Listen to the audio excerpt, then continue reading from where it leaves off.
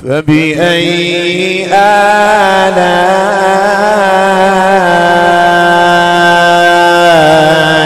ربكما تكذبان.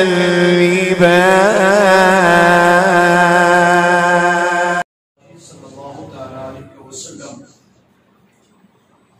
تو حبیب نجار کے مکمل واقعے کو ہم نے اور آپ نے سماعت کیا، اور انہی کو صاحب یاسین بھی کہا جاتا ہے۔ خصوصی طور پر یاسین میں آپ کے ذکر کو اہمیت اور خاص توجہ کا حامل جانا جاتا ہے، اور یہی سبب بنا کہ ان کے نام سے زیادہ ان کا لقب مشہور ہوا کہ حبیب نجار سے کم جانتے ہیں، اور آقا ارشاد فرماتے انہیں صاحب یاسین بھی کہا جاتا ہے۔ تو حبیب نجار کے واقعے کے بعد اب قرآن مقدس میں آیت نمبر 30 قریب یا حسرتن علی العباد ما یأتیہم من رسول الا کانوا بہ یستہزئون۔ اللہ اکبر۔ اس میں یہ ہے کہ شہر والوں نے کیا کیا کہ جب رسول ان کے پاس آئے تو انہوں نے ان کی دعوت کو جھٹلایا، ان کی دعوت کو نہیں مانا، دعوت کو بھی نہیں مانا۔ تو انہی کی قوم کا ایک آدمی جو حبیب رحمت اللہ تعالیٰ نے وہ آئے، انہوں نے بھی قوم کو کہا کہ قوم ان رسولوں کی پیروی کرو جس کی طرف یہ دعوت دیتے ہیں، ان کی دعوت کو قبول کرو۔ شہر والوں نے ان کی بات کو بھی نہیں مانا، تو جب انہوں نے رسولوں کو جھٹلایا، ان کی بات کو نہیں مانا، تو پھر اللہ تبارک و تعالیٰ کا عذاب آیا اور یہ ہلاک ہوئے۔ ہلاک ہوئے نا کا افسوس ہے ان کی زندگیوں پر۔ افسوس جتنا کیا جائے اتنا کم، حسرت جتنی حسرت ان کی زندگی پر کی جائے اتنی کم کہ انبیاء نے دعوت دی اور دعوت قبول نہیں کی۔ تو قرآن کہتا ہے یا حسرتن علی العباد، ان لوگوں کے بارے میں ہائے افسوس، ان بندوں پر افسوس۔ یہ کیا کون کہتا ہے؟ کہ یہ ملائکہ آپس میں باتیں کرتے ہیں۔ کیا باتیں کرتے ہیں؟ ان لوگوں پر افسوس ہے کہ اللہ کے نبی جاتے ہیں دعوت کے لیے اور یہ انکار کرتے ہیں۔ یا دوسرا قول، ایک ملائکہ ایک دوسرے سے کہتے ہیں، دوسرا مومنین سے کہتے ہیں۔ کیا؟ کیونکہ وہ تو ایمان لا چکے ہیں، تو مومنین سے کہتے ہیں افسوس ہے ان نہ ماننے والوں کی زندگی پر، حسرت ہے ان کی زندگی پر جو سچائی کو قبول نہیں کرتے۔ یہ قرآن کہتا ہے ما یأتیہم من رسول، اتنا نہیں، سچائی قبول نہیں کرتے نہیں۔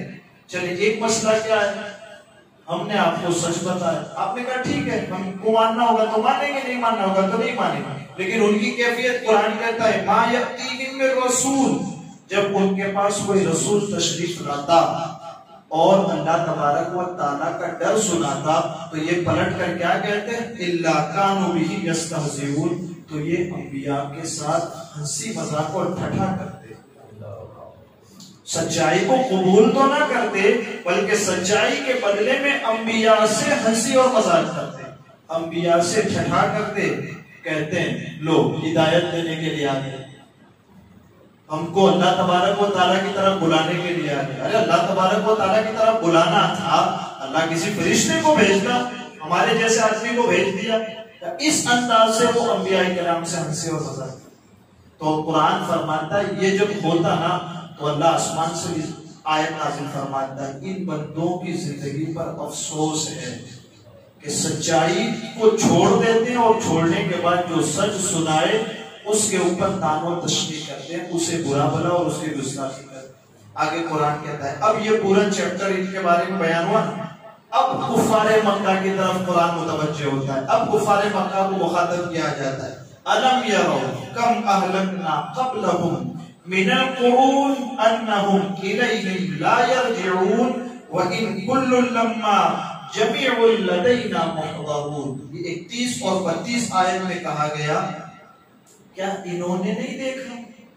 اب ان کو کہا جاتا ہے کیا أَلَمْ يَرَوْا كَمْ أَهْلَكْنَا قَبْلَهُمْ مِنَ الْقُرُونِ، کیا انہوں نے اس بات کو نہیں دیکھا کہ ان سے پہلے بہت ساری قوموں کو ہم نے کیسے ہلاک کر دیا.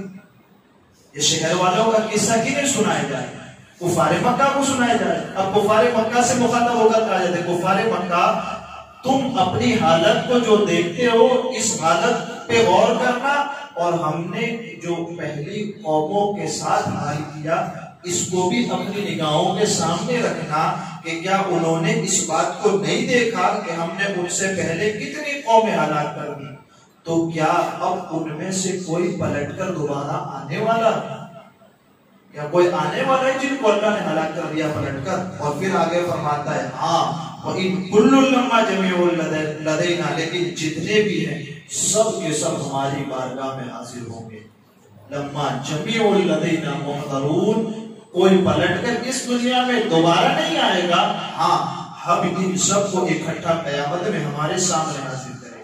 اللہ ارشاد فرماتا ہے. اب اس کو تھوڑا سا یوں سمجھیے کہ نبی اکرم صلی اللہ علیہ وسلم کے زمانے میں جو لوگ موجود ہیں اور آپ کے سامنے ان سے کلام کیا جا رہا ہے. کیا کلام کیا جا رہا ہے کہ کفار مکہ جو تم نبی اکرم صلی اللہ علیہ وسلم کی تکذیب کرتے ہو، انہیں جھٹلاتے ہو، کیا انہوں نے نہیں دیکھا ہے کہ ہم نے کتنی قومیں ہلاک کر دی؟ اور ان کا حال یہ ہے کہ اب وہ دنیا میں دوبارہ پلٹ کر آنے والے نہیں ہیں، کوئی نہیں آنے والا ہے. تو کیا یہ لوگ ان سے عبرت حاصل نہیں کرتے، نصیحت حاصل نہیں کرتے، گجراتی میں کہیں تو سیکھ حاصل نہیں کرتے، شکھامہ نہیں لیتے ان سے کہ ان کو عذاب میں ڈال کر ہلاک کیا؟ تو کیا ہم کو عذاب میں ڈال کر ہلاک نہیں کر دیا جائے؟ اس سے ایک بات کھول کر کے واضح ہوتی ہے جو یہ کہا نا کیا ان میں سے کوئی بھی پلٹ کر آنے والا نہیں. تو یہاں جو ہندوؤں کا آواگون کا عقیدہ، ہم بار بار کہتے ہیں کہ قرآن اس کی تردید کرتا ہے. کیا جو یہ کہتے ہیں کہ ہم اس جنم میں ہیں، اچھے کرم کریں گے تو دوبارہ پھر اچھی زندگی ملے گی، پھر اچھے کرم کریں گے تو پھر اچھی زندگی ملے گی.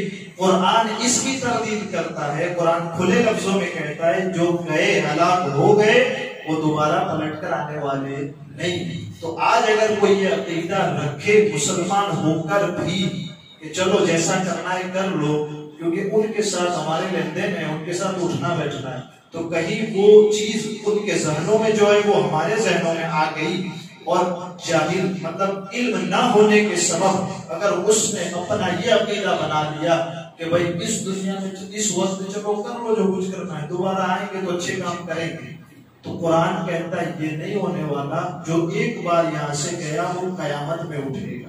تو اس عقیدے کی تردید کر دی گئی اور مسلمان کو کہہ دیا گیا کہ یہی ایک موقع، یہی ایک زندگی ہے جس میں اپنے رب کو راضی کرنا اور دوبارہ موقع نہیں ملے گا. ایک اور دوسری بات جو اس آیت سے پتہ چلتی ہے وہ یہ کہ نبی اکرم صلی اللہ علیہ وسلم کی امت پر اللہ نے کتنا بڑا احسان فرمایا.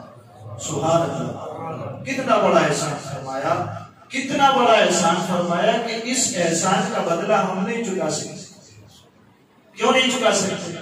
کہا کہ آخری امت بنا دیا، ان کے بعد کوئی نبی نہیں آئے، ان کے بعد کوئی امت نہیں آئے گی. تو پھر فائدہ کیا؟ کہا یہ کہ جتنی امتیں پہلے گزری ان تمام سے جو نصیحت ملی اس پر ہم عمل کرتے ہیں. ٹھیک ہے، ان کے لیے اللہ نے جو عذاب ان کی امتوں پر، ان لوگوں پر نازل کیا، ہم اس کو دیکھ کر کے اپنی سیدھی راہ متعین کرتے ہیں، صحیح راستے پر چلتے ہیں.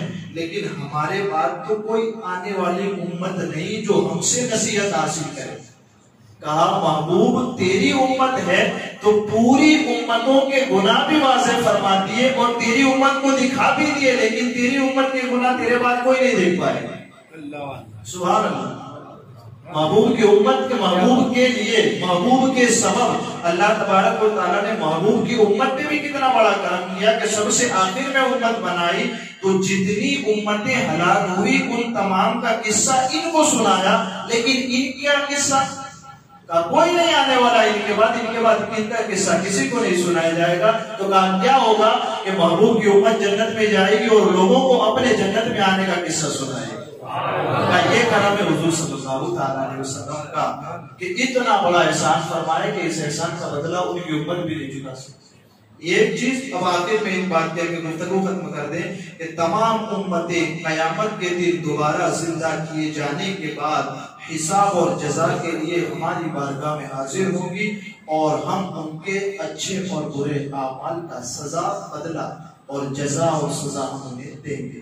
تو ہمیں اور آپ کو کوشش ہماری یہ کرنی ہے کہ کل جب پوری امتوں کے سامنے آدم علیہ السلام سے لے کر حضور تک تمام امتی موجود ہوں، اس میں ہمارے اعمال ایسے ہوں کہ جب بات نکلے ہماری کہ بھئی فلاں صاحب آئے، تو وہ امتیں بھی دیکھیں کہ یہ حضور کا کیسا امتی ہے کہ جو اکیلا تنہا کھڑا ہے اور پورا محشر اس کی طرف دیکھ کر کے کہتا ہے کاش ہم نے اس کے جیسے عمل کیے ہوتے تو ہم بھی جنت میں چلتے۔ اس انداز سے ہم نے بھی اپنی زندگی کو سنوارنے کی کوشش کرنی ہے۔ اللہ تعالیٰ مجھے آپ کو کہنے سننے سے زیادہ علم عمل کی توفیق عطا فرمائے۔ ہمارے کہنے میں، آپ کے سننے میں آمدن سنوت کوئی خطا ہوئی ہو، اللہ عز و جل اسے معاف فرمائے۔